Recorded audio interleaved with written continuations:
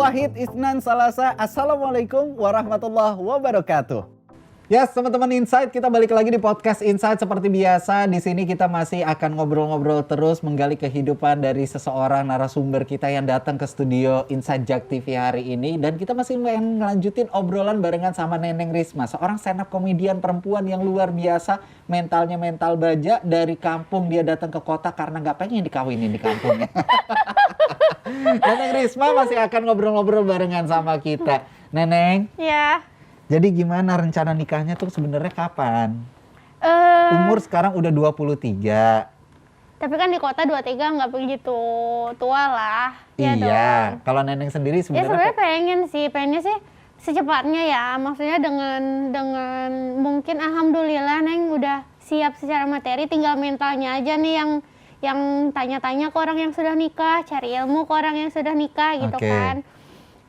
Kalau misalnya, karena ini juga lagi corona kan Bang. Iya. Ya pengennya sih tahun depan insya Allah. Kalau misalnya rezekinya tahun depan, Neng pengennya tahun depan.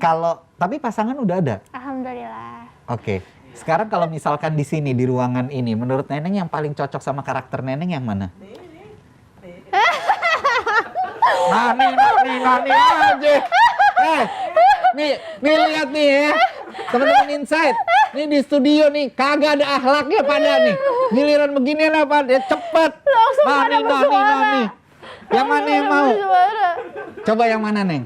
Dan Neng tuh nggak ngelihat fisik Bang, jadi emang harus ngobrol dulu. Karena kayak kalau obrolannya nggak nyambung, seganteng apapun ya Neng nggak mau. Jar, coba Jar. Ayo ngobrol sini. Ngobrol. Gantiin. Diajakin. Sini, kalau malu di samping Neneng, samping gua.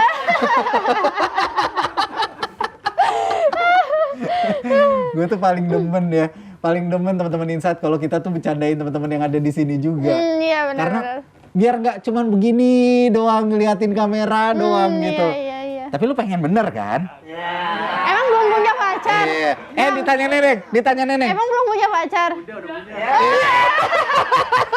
Takut.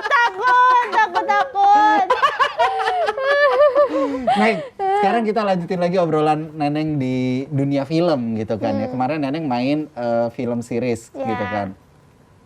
Itu Neneng menemukan chemistry itu susah nggak sih barengan sama teman-teman? Enggak, justru kita udah kebangun chemistry-nya sebelum syuting. Karena kita udah kenal jauh dari sebelum syuting tuh kayak, karena kan Kiki stand up komedian, Aci juga stand up komedian di situ, dimana kita udah pernah bikin show bareng sama mereka. Cewek-cewek semua itu. Yang sama Boah juga. Yang sama Boah. Jadi kita emang udah deket banget sebelum syuting. Okay. Nah yang satu lagi kan Sasa, karena dia bukan stand up komedian. Yeah. Jadi mungkin kayak agak awal-awal sih malu gitu. Tapi alhamdulillahnya Sasa nih orangnya humble banget juga. Jadi kayak bisa nyampur begitu saja dengan yang stand up lainnya gitu sama geng kosan lainnya. Tapi itu gimana? Neneng yang berusaha untuk membangunkah atau dari pihak sananya? Pertama sih karena ada proses reading tadi kan. Ketika Neneng pertama kali ketemu Sasa, karena Neneng tahu gimana rasanya berbeda, maksudnya kayak nggak ada temen.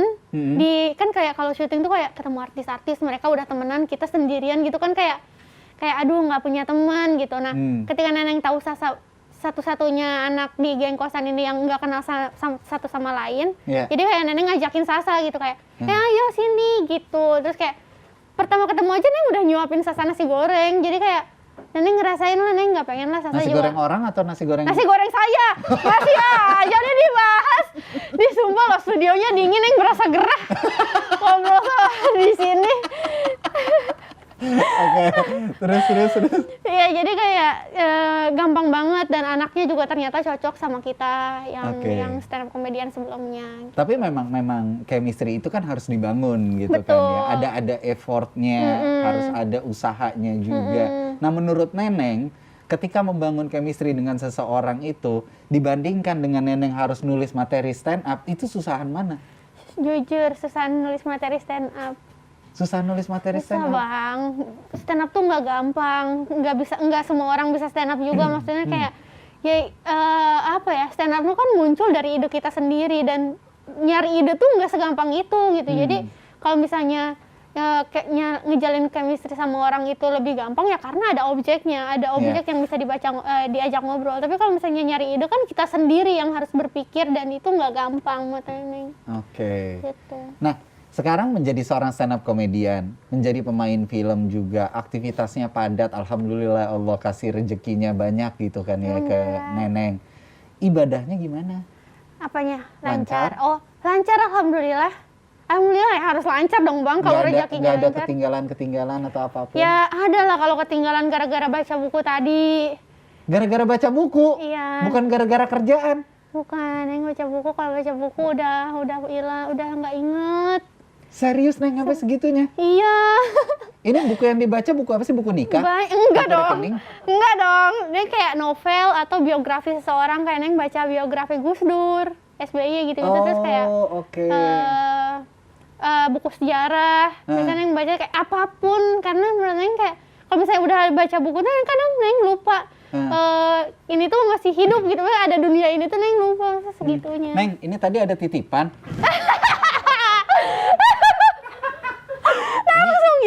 Langsung ya. Dari A.A. Fajar. Iya. Ini buat Mas Kawin kan bisa ya? Iya. Iya, seperangkat alat sholat. Mau nggak? Ini bukan Quran, Neng. Oh, bukan ya? Bukan. Oh iya. Ini ada tulisannya doang, ayo musola Jak TV. Oh iya, Neng kira itu Al-Quran yang ada di musola sini. Bukan, ini bukan Quran, Neng. Cie panik. Bang, jangan sampai ceweknya nge-DM Neneng, Bang. Apa? Jangan sampai ceweknya nge-DM Neneng nanti. Dikira Neneng yang godain, bro, Bang Syahil nih. Enggak. Oke, Neng, tapi sebenarnya Neneng di posisi Neneng saat ini, itu lebih seneng dikenal sebagai apa sih?